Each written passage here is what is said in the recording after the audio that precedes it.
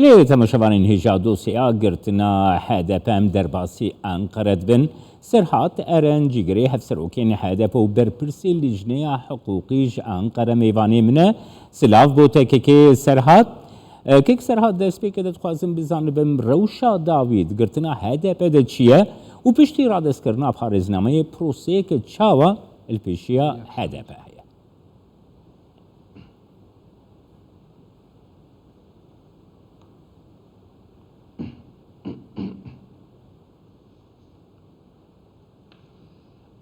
Evet, yani partimiz aleyhine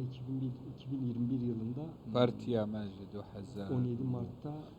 yekê Marsa hevdeyî Marsê li dadgeha bilind davayek li ser me hate vekirin îdianameyek hate tenzîm kirin ji bo mehkemaya sayiya bilind hat pêşkêşkirin û her wiha jî dadgehê gotin ku divê îdianameyê de hind kêmasiyê hene û her wiha hind behaneyek ev behaneyên ku têde hene temam nehatine avakirin ev îdianame careke dî vegerand û li dawiyê careke din ev îdianame piştiyatî serrastkirin ji bo mehkemeya bilind hate şandin û piştre dadgeha bilind a yasayî ev îdianame wergirt her wiha teblîğa partiya me kir û partiya me xwest ku parêznameyekê çêbike partiya me destpêkê parêznameyekê ji bo dadgeha bilind şand û piştî wê yekê ku me şandî me dayê dadgehê ji bo esasê girtina HDP'yê me digel dadgeha bilind hevdîtin û gotûbêj hebûn û derbarê esasên vê dawayê ku hebû li ser me gotin û partiya me ji bo serdozgeriya giştî li hemberî vê yekê bi awayekî nivîsarkî me ev yek şand ev dembidawî hat lê careke din ji bo serdozgeriya giştî dosyayek careke din hat hazirkirin ku li ser HDP nebû li ser vekirina davayê jî nebû ku hind metin û hindek belge hatibûn pêşkêşkirin ji bo dadgehê û ev delîlên ku hatibûn pêşkêşkirin bi rastî behs li dosyayek bû ku li ser Kurdan bû li ser dengên Kurdan bû dadgeha bilind ev qeydên ku dengê Kurdî têde hebûn pêşkêşî me kirin û me di îfadeyên xwe de got ku em Kurdiyê dizînin û em vê tê digehin û dizanin çi dibêjî lê têgeştina me bes niye divê davayê de hûn biryarê didin pêwîst e ev qeydên dengiyên Kurdî pêwîst e bên tercümekirin ji bo Tirkiyeyê lê dadgehê û wana çi kir wana ev metinên ku bi Kurdî bûn û her wiha dengên ku rekord bûn bi Kurdî ji bo tercümanan şandin û ji aliyê hind tercümanan ku pitir ji yekê bin ev metne hatin wergerandin ji bo Tirkiyê lê û ev delîla hatin şandin ji bo dadgeha bilind eva ku ji bo Tirkiyê hatiye wergerandin ev dengên ku hebûn û ev delîle hatine teblîğ kirin bo partiya me ji bo HDP li 11 ku em hatin teblîğ kirin derbarê van dengên ku hatine wergerandin bo Tirkiyê me terkîz û fokus li ser wê yekê kir ku bi rastî hatine wergerandin yan jî bi rastî nedrustin û tiştek din têde nehatiye kirin û her wesa digel tercümanên xwe me temaşeyê wê yekê kir ku çawa hatiye tercüme kirin وما هفبريك كر ما هالسنگاندنك جبو كر و دمك هادن جالية دادگاها بلند و جبو ومجوان راقود كو دا يك مه جبو ما كيما كوفيه كي بكن ودادگاها بلند سهرو جندي زيدتر دانما سبهي داويته دميما لإيرو ام دبيجن كو اف دنگين كواتنا ريكورد كرن ندروز بن وهروا سما اعتراض بن وإيرو ما باريز ناميك پیشکش کر بله و اف باريز بندي بفي آوايبون اف دنگين كو هاتنا ورگراندن ج كردي جبو تركيا و اف دليلين كو هاتنا پیشکش کرن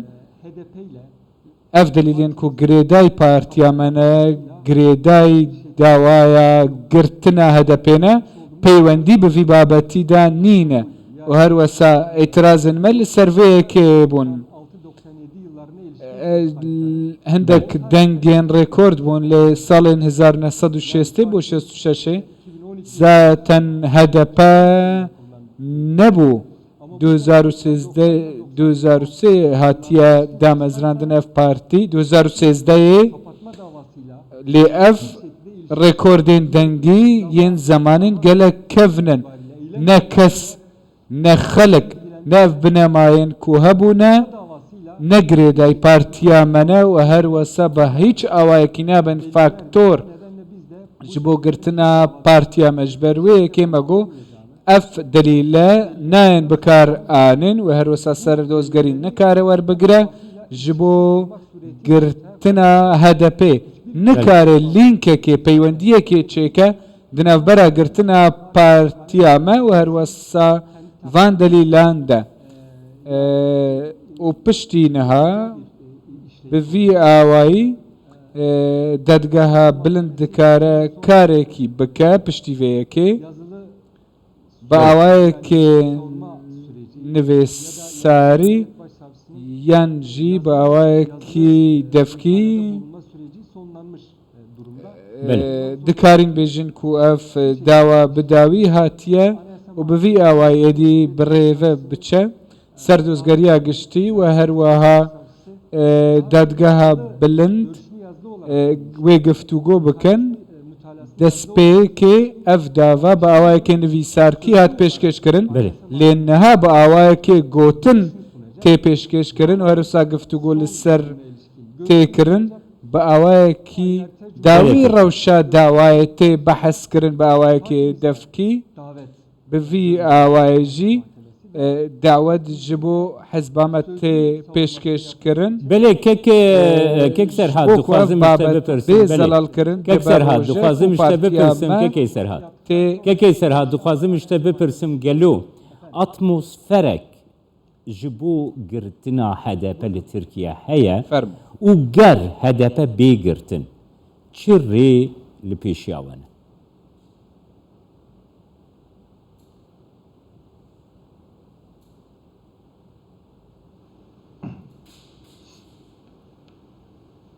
Ya şunu söyleyeyim. Yani بله از دوی که بیجم نها بجبو هلسانگاندنا روشه پیچه که دوی بچن رابردوی لدو 2015 کو پروسه اشتی هات هلوشاندن گلک ایریش لسر ما هات کرن لسر باجروانین و لسر اندامین پارلمانین و لسر اندامین ما لهمو جهان خلقاتنا قرتن هاتن بنشاف كرن ايرش هاتنا كرن لسر هدفي جعالية حكومتي وجعالية خلقي كل قل حكومتنا وهر واها تصفيك سياسي هاتا كرن لسر بارتيامي كو افجي كيشي كدنا وچار السريا كيشين دولتين ديكو كرد هاتن پراویس خستن هاتن کنارگیر کرن با آوای کی کو تصفیه سیاسی هاتیه کرن اگر نه هاتن تصفیه کرن جی وها کرن کو نکارن کار بکن و فامان جوان بو بوی آوای روشک چه بو دوان روژان دا دزانن کو لهم بره روجاوا لوان اپراسیون و ایرشن کو تین کرن لسر روجاوای نهاجی ام د عقلیتك وروشك وهذا دجين دمكو دافا نهاتي فكرن و دفان روجان دنجي دس صلاة جبو منفعت خويا بتشوك دخوازكو بارتيا ما قرتناوي بين روجافي د چاپمانيه د قنالان ده و گفتگوی دوی درباره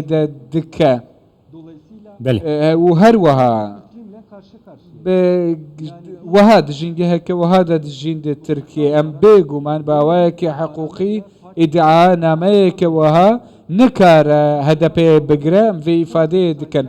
اف ادعا نامه که هاتیه پیشکش کرن با آوایه که سیاسی هاتیه چه کرن و بالتمامی اوین کو دناوا حکومت دنا و هر وسهفالن حکومتنا باسکی کریج بو کو فی دعنا ما ور چیکرن و اف داوا ور فکرن و هر وها هدپی به گرتن سیاستکی د صلاته و به باسکی هاتیه کرن جالیه اف کسن کو لگل حکومت دنا بگو مانن لگور ما ببوچونا ما دادگاه بلند دوی داوای دکو جبو گرتنا هدپی هاتیا آماده کرن yani önceki partilerin kapatılan işte HEP, DEP لگل وان پارتین هپ و دپ و اوز دپ و پارتین دن کو هاتن گرتن جالیا دادگاه بلند و بڕیاردا لێ دادگەهێن مافێ مرۆڤی لێ ئەوروپایی ئەڤ یەک ئیدانە کرد و ئەڤ یەک گوتبوو بڕاستی بڕیاراندا هین ئازادیە نکارن بگرن و هەروەها ئەف کێشەیەن و هەنە کێشەیەن مەزنن دنەوە تورکیەدا نکارن بڤی ئەوای داوی بینن ام نهاجی دمکی وهذا دجین بریارا گرتنا 6 پارتیان دادگاه مافین مروفیا اوروپا دبیجه کو نابه یک بیکرن آزادی نابه بیرا کرن پارتی نابه بهنه گرتن بری نهاجی وک من گوتی سیاست دموکراتیک ترکیه ده نینە و هەروەها بێ دەرکردنە ڤان بڕیارە بڤی ئاوایی ئەگەر دادگاها بلنجی سیاسەتە دیموکراتیە تورکیەدا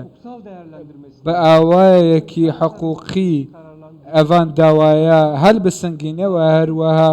بڕیارên دادگا مافên miroviyên ئەوروپا لەسەر لبرچاف بگره پارتیا ما نایه گرتن لی بره واجی اگر با آوائه که سیاسی کار بکه و بره واجی کار بکه دادگاه بلند رنگ بگه روشک دجوار و رنگ بگومان بله پیامات گهشت بریز سرهاتران بر پرس کمیته یاسایی یا HDP کوش انقره تلگل